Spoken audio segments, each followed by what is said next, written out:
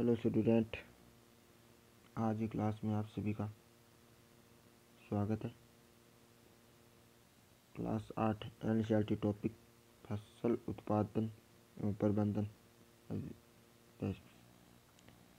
जब एक ही किस्म के पौधे किसी स्थान पर बड़े पैमाने पर उगाए जाते हैं तो इसे फसल कहते हैं। जिस प्रकार मिट्टी तैयार करना, बुआई, खाद एवं उर्वरक देना, सिंचाई, खरपतवार से सुरक्षा, कटाई तथा भंडारण, ये सभी किसानों के द्वारा उपयोग में लाई जाने वाली कृषि पद्धतियाँ हैं। मिट्टी को उलटने, पलटने, घोल करने की प्रक्रिया को क्या कहते हैं? जुताई।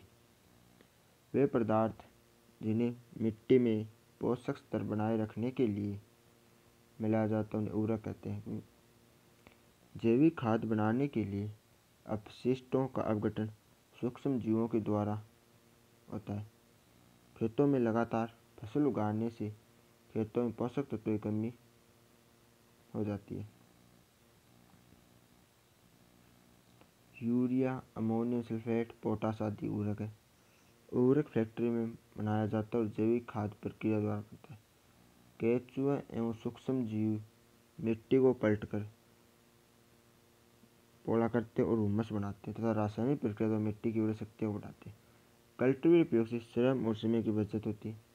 फसलों को अदल बदल कर बोना फसल चक्र कहलाता है। फसल चक्र जिस ऐसे एक साल हमने चना बीज दिया, अगले साल हमने सरसों बीज दिया, या गुआर के बाद गेहूँ, ये फसल चक्र है। इस जीवन गति राइजोबियम जीवाणु वायु में नाइट्रोजन स्थिरीकरण करते हैं। जैसे राइजोबियम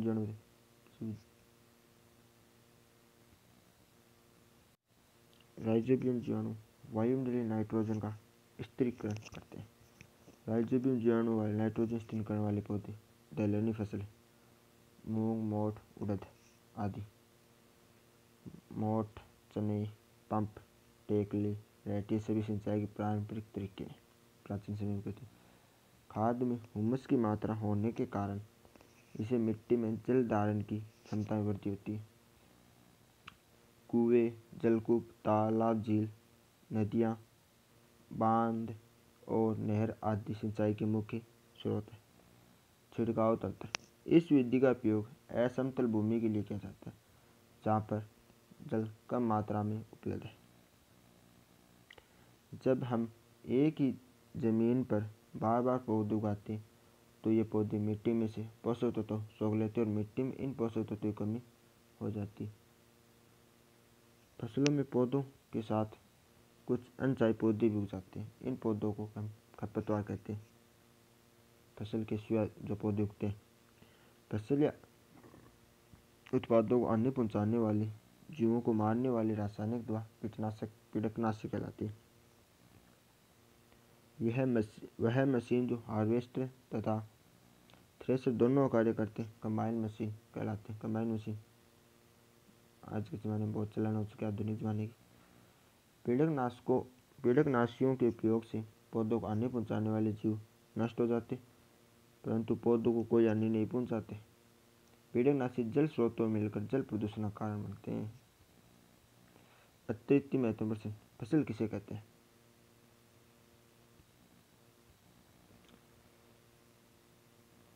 जब एक किस्म के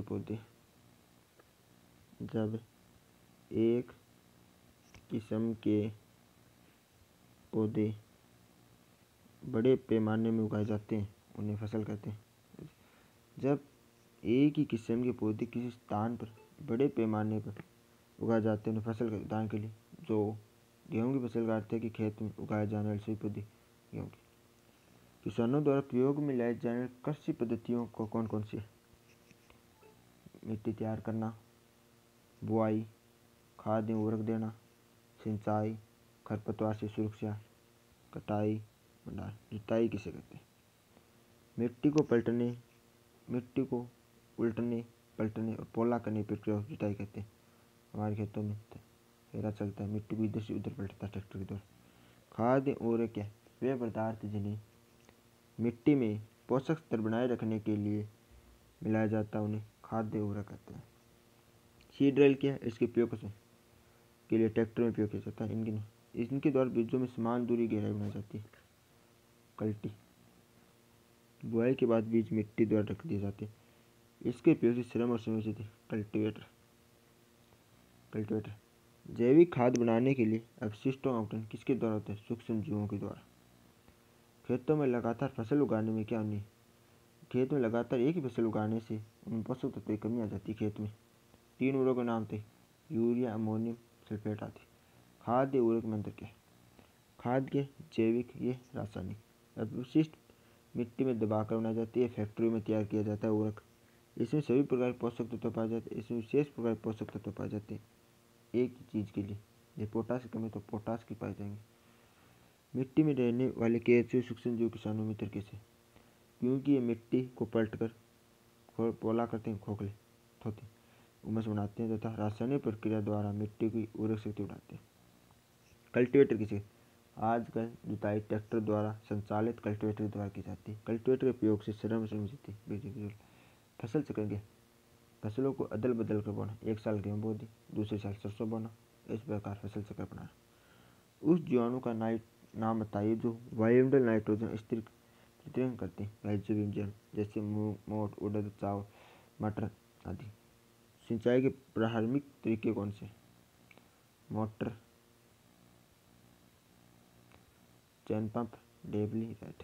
खाद के लाभ, इससे मिट्टी की जल धारण क्षमता में वृद्धि होती है। इससे मिट्टी बुरबुरी सरंदर हो जाती है। इसमें मित्र जीवाणु की संख्या में वृद्धि हो जाती है। जैविक खाद से मिट्टी का गठन होता है। सिंचाई के मुख्य स्रोतों नाम बताइए। कुएं, नलकूप, तालाब, नदियाँ, बांध, नहर आदि। सिंचाई के आधुनिक तरीके कौन से?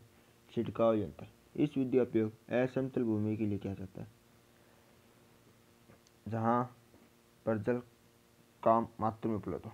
ड्रिप जल, इस विधि में जल बूंद बूंद गिरते, इस विधि ड्रिप तंत्र कहते हैं। ये उबड़ खाबड़ भूमियों पर सर्वाधिक उपयोगी नहीं होती क्योंकि समतल भूमि के लिए उपयोग होती है। मिट्टी में पोषक तत्वों की कमी हो जाती कैसे? जब हम एक ही जमीन पर बार बार पौधे उगाते हैं एक ही फसल की, तो ये मिट्टी में से पोषक तत्व सोख लेती है और मिट्टी में इन पोषक तत्वों की कमी हो जाती है। उर्वरक किसे कहते हैं? किन्हीं दोनों में मिट्टी की उर्वरक शक्ति को बढ़ाने वाले तत्वों को उर्वरक कहते हैं, जैसे यूरिया, फास्फेट। खरपतवार किसे कहते हैं? फसलों में पौधों के साथ कुछ अनचाहे पौधे उग जाते हैं, इन पौधों को हम खरपतवार कहते हैं। पीड़कनाशी किसे कहते हैं? फसल या फसल उत्पादों को हानि पहुंचाने वाले जीवों को मारने वाली रासायनिक दवा को पीड़कनाशी कहते हैं। खरपतवारों को हम किन विधियों से नष्ट कर सकते हैं? निराई के द्वारा, पीड़कनाशी के उपयोग से। किस खेत में एक ही फसल को बार बार बोने से क्या नहीं हो सकती है? बार बार बोने से पोषक तत्वों की कमी आ जाएगी उस खेत में।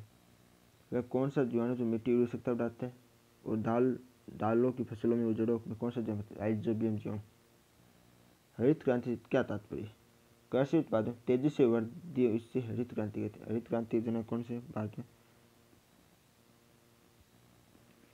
में डॉक्टर MS स्वामीनाथन और विश्व डॉक्टर नॉर्मन लॉक। 2 पीड़कनाशियों के सारे नाम थे 2 और 4D। हार्वेस्टर किसे कहते हैं? यह मशीन जिसे फसलों की कटाई की जाती है उसे हार्वेस्टर कहते हैं। थ्रेसिंग किसे कहते हैं? काटी गई फसलों से बीज या दानों को भूसे से अलग करने की विधि को क्या कहते हैं? थ्रेसिंग। कंबाइन मशीन किसे कहते हैं? वह मशीन जो हार्वेस्टर तथा थ्रेसर दोनों कार्य करते हैं। देखो, हार्वेस्टिंग के फसल की कटाई की जाती है, हार्वेस्टिंग थ्रेसिंग कटाई। खेत में लगातार फसल उगाने से मिट्टी में क्या प्रभाव पड़ता है? व्याख्या कीजिए। खेत में लगातार फसल उगाने से मिट्टी की उर्वरक क्षमता कम हो जाती है और कई बार एक ही किस्म के पौधे उगने से एक विशेष प्रकार के पोषक तत्वों की कमी हो जाती है। इस समस्या को फसल चक्र या खेत को कुछ समय के लिए खाली छोड़कर हल किया जा सकता है। कीटनाशी उपयोग से होने वाले लाभ या हानि कीजिए। लाभ: कीटनाशी उपयोग से पौधों को हानि नहीं पहुंचती और हानिकारक जीव नष्ट हो जाते हैं, परंतु पौधों को नहीं पहुंचते। पौधे रोग मुक्त रहते हैं या फसल उत्पादन में दिखते हैं। कीटनाशी उपयोग से कुछ लाभदायक कीटों और सूक्ष्म जीवों का भी नष्ट हो जाता है। कीटनाशी जलीय पौधों व जीवों और पौधों में धीरे धीरे इसका सांद्रण होने लगता है, क्योंकि रसायन सूक्ष्म जीवों के द्वारा अपघटित न होने का लंबे समय तक मिट्टी तथा जल में बने रहते हैं। फिर खाद्य श्रृंखला में प्रवेश करके सभी जीवों के साथ मनुष्यों में भी रोग उत्पन्न करते हैं। ये जल स्रोतों से मिलकर जल प्रदूषण का कारण बनते हैं। कीटनाशी उपयोग से आनुवंशिक रोग उत्पन्न होते हैं। खरपतवार किसे कहते हैं? फिर से आ चुके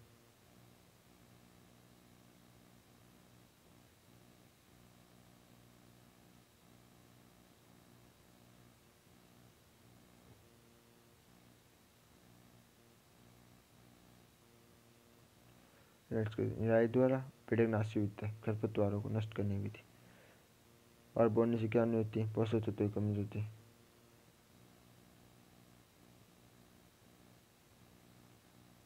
यह था हमारा पहला पाठ विज्ञान का। आज के लिए इतनी बात क्वेश्चन, ठीक है। ये था 8वीं क्लास साइंस का फर्स्ट चैप्टर फसल प्रबंधन, फसल उत्पादन और प्रबंधन के शॉर्ट नोट्स एवं प्रश्नों के साथ व्याख्या भी की गई है प्रश्नों के साथ। अच्छी लगे क्लास को लाइक करें, सब्सक्राइब करें, शेयर करें। धन्यवाद।